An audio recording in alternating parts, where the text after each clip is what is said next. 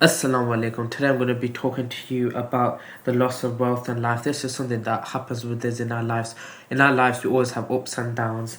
And in Surah Al-Baqarah, in verse 155, Allah subhanahu wa ta'ala says, "And we will surely test you with something of fear and hunger and a loss of wealth and lives and fruits, but give good tidings to the patient." So everyone is tested. You lose things in your life and Allah subhanahu wa ta'ala will test you in your life. And don't sort of have an obsession that you will lose everything. You're just overthinking. We prepare the day with connecting with Allah subhanahu wa ta'ala.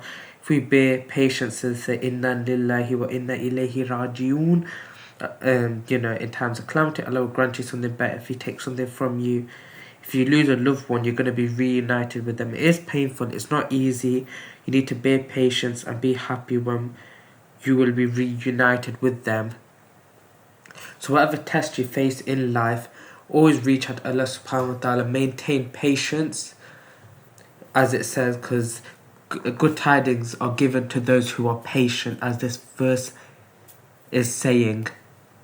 So when you're faced with tests, make sure to seek the help of Allah subhanahu wa ta'ala. Make sure to remain patient and overcome the test.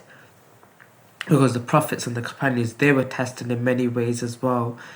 As you can see from studying the Quran and studying the Sunnah, the Seerah of the Prophet sallallahu alaihi wasallam, you can see that they were afflicted with tests that are, many more times more difficult than us, and they came out stronger. So whenever we are faced with difficulty, we're faced with a test in life, always just remember that there is light at the end of the tunnel, and Allah subhanahu wa ta'ala will help you get through this. Allah does not burden you more than you can bear, so remember that as well. And even in times of happiness, always reach out to Allah subhanahu wa ta'ala. This is a problem that's reoccurring, that people in times of difficulty reach out to Allah subhanahu wa ta'ala, connect with Allah subhanahu wa ta'ala, but in times of happiness they don't thank Allah subhanahu wa ta'ala. They stop praying and abandon the acts of worship that they did when they were in times of difficulty. In times of happiness, you should be thanking Allah subhanahu wa ta'ala. You should be connected with Allah subhanahu wa ta'ala. We need Allah subhanahu wa ta'ala. Allah subhanahu wa ta'ala does not need us. So we need to, in times of happiness and in times of difficulty, and when we're afflicted with a problem, we must reach out to Allah subhanahu wa ta'ala.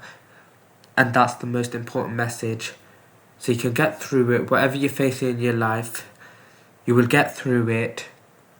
Bear patience. You'll go through it, and Allah subhanahu wa ta'ala will bless you with something better, than what has been taken away from you, or what test Allah subhanahu wa ta'ala has put you through. I leave you here. Fi amanillah, astaghfirullah. Wa sallallahu wa baraka ala nabina Muhammad. Assalamu alaikum wa rahmatullahi wa barakatuh.